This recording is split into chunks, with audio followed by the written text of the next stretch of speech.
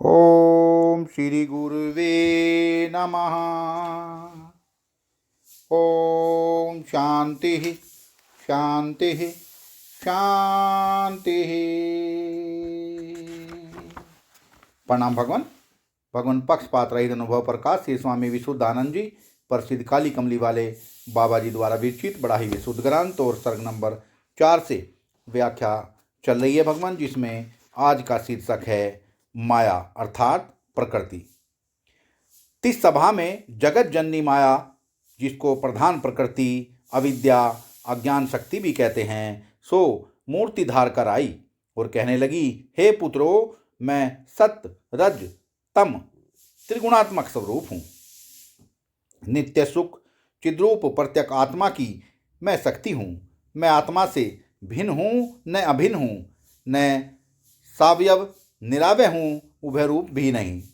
न मैं सत हूँ न असत हूँ, न उभय रूप हूँ, क्योंकि विरोधी धर्म एक ही स्थान में नहीं हो सकते, किंतु अनिवर्चनीय हूँ।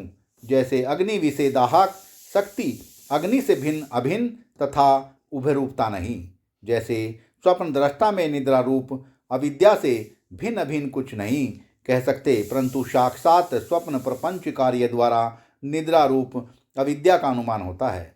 यह नहीं कि स्वप्न दृष्टा में निद्रा रूप अविद्या नहीं, यद्यपि प्रत्यक्ष नहीं दिखती तो भी निद्रा रूप अविद्या बिना स्वप्न प्रपंच होता नहीं।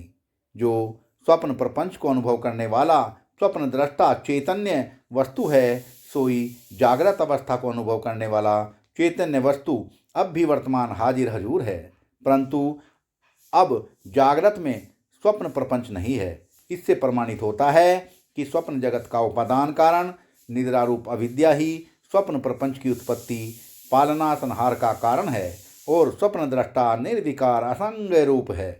यद्यपि निद्रा रूप अविद्या अभी भी है, तथापि कार्य के सम्मुख नहीं। जैसे तुम मुझ माया को जगत की उत्पत्ति पालन संहार आदि सर्व व्यवहार का निर्वाहक जानो, चैतन्य असंग पुरुष निर्विकार जानो। मैं माया चैतन्य के भास को ग्रहण करके ही जगत की उत्पत्ति आदि सर्व व्यवहार करने को समर्थ होती हूँ, स्वतः नहीं, क्योंकि स्वतः जड़ हूँ।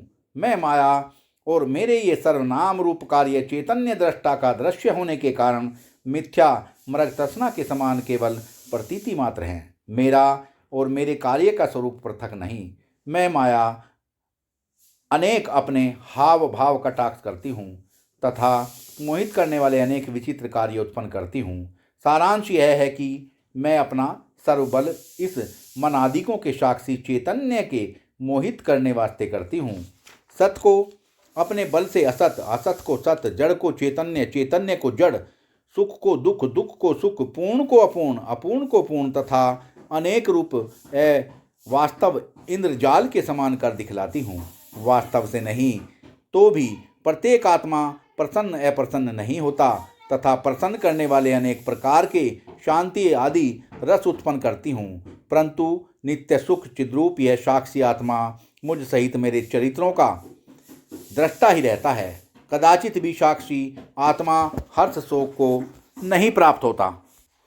जैसे इंद्रजाली पुरुष अपनी माया द्वारा रचे अनेक सुंदर असुंदर पदार्थों से आप हर्ष शोक को नहीं प्राप्त होता, अन्य होते हैं। देखो, मेरी अवस्था नवीनो यौवनवान हूँ, अत्यंत सुंदर रूप हूँ, पतिव्रता हूँ, क्योंकि अनंत चिद सत्य स्वरूप प्रत्यकात्मा अर्थात मेरे स्वामी से भिन्न सर्वनाम रूप प्रपंच मेरा कार्य नाम बाल बच्चा है। शेष एक चैतन्य ही मेरा पति है, परंतु वह मुझ स्त्री से कदाचित भी स्पर्श नहीं करता। जो मैं लीला रचूं तिससे पहले ही स्थिर होकर मेरा तथा मेरी लीला का दृष्टा रहता है। मैं क्षण मात्र भी तिससे भिन्न नहीं कर सकती। हे पुत्रो, चैतन्य तुम सर्वनाम रूप का पिता है और मैं माया तुम्हारी माता हूँ। इससे तुमको योग्य है कि अपने माता पिता का सम्यक स्वरूप जानो। जो अपने माता पिता का सम्यक स्वरूप नहीं जानता सो पुत्र नालायक है, अर्थात दृष्टा दृश्य का सम्यक स्वरूप जानना ही कल्याण का हेतु है। वर्तमान साक्षात माता पिता के पुत्र को कोई अधिकारी पूछे कि तुम अपने माता पिता को जानते हो, जो वह कहे कि मैं सम्यक जानता हूँ तो उत्तमता सिद्ध होती है, और जो कहे मैं नहीं जानता तो नीचता सिद्ध होती है। तैसे सो दृश्य दृष्टा रूप माता पिता को जानता है सो उत्तम है, जो नहीं जानता सो नीच है। इससे तुम लोग अपनी नीचता के दूर करने वास्ते सम्यक अपने माता पिता को जानो। व्यास ने कहा, हे मातेश्वरी, तू ही यथार्थ वक्ता अपना तथा अपने पति का सम्यक स्वरूप कह। माया ने कहा, हे पुत्रो, मुझ सर्व की जननी माया का तथा नाम रूप आकाश आदि प्रपंच मेरे बाल बच्चों का सम्यक असत जड़ दुख परिच्छिन्न रूप ही स्वरूप जानना, अन्यथा नहीं। तात्पर्य यह है कि जो स्वरूप से होवे नहीं और अधिष्ठान के अज्ञान से प्रतीत होवे सो अपने कार्य सहित माया का स्वरूप है। स्वप्नवत तथा मृग तृष्णा के जलवत है। जैसे ही सतचित आनंद स्वरूप ब्रह्म साक्षी आत्मा अर्थात मेरे पति और अपने पिता का सम्यक स्वरूप जानना, अन्यथा नहीं। सारांश यह है कि आपको सर्वदृश्य का दृष्टा जानना, माया से लेकर देह पर्यंत अपनी दृश्य जाननी। दृष्टा स्वभाव से ही बंध मोक्ष से रहित है, क्योंकि बंध मोक्ष का भी दृष्टा है। इस हेतु बंध मोक्ष की निवृत्ति प्राप्ति वास्ते प्रयत्न भ्रम सिद्ध है, सम्यक नहीं। यह कहकर माया चली गई। प्रणाम भगवान।